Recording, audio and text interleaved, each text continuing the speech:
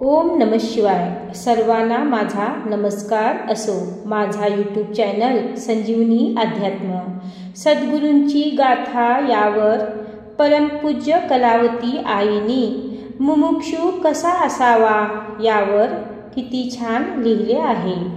चंदनाचे झाड ज्याला विळखा घालून बैस असे, चंदनाचे झाड शोधून त्याला विळखा घाल बैस असे सापाला कोणी सांगावे लागत नाही।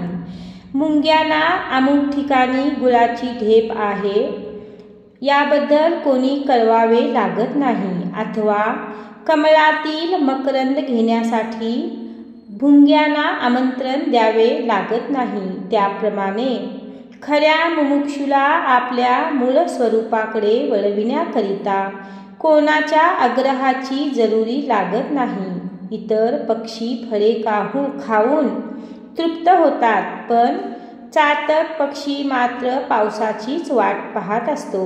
तद्वत इतर लोक अन्य साधनाने तृप्त पावतात, परंतु मुमुक्षू म्हणजे केवळ मोक्षाची इच्छा करणारा हा मात्र गुरूंच्या कृपेचीच वाट पाहत असतो।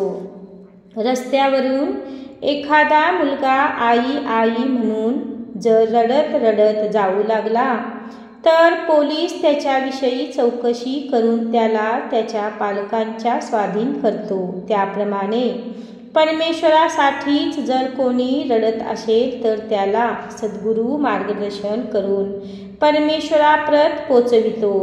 पण परमेश्वरासाठीच रडणारा मात्र जगात फारच विरळा होय। श्री सद्गुरुनाथ महाराज की जय।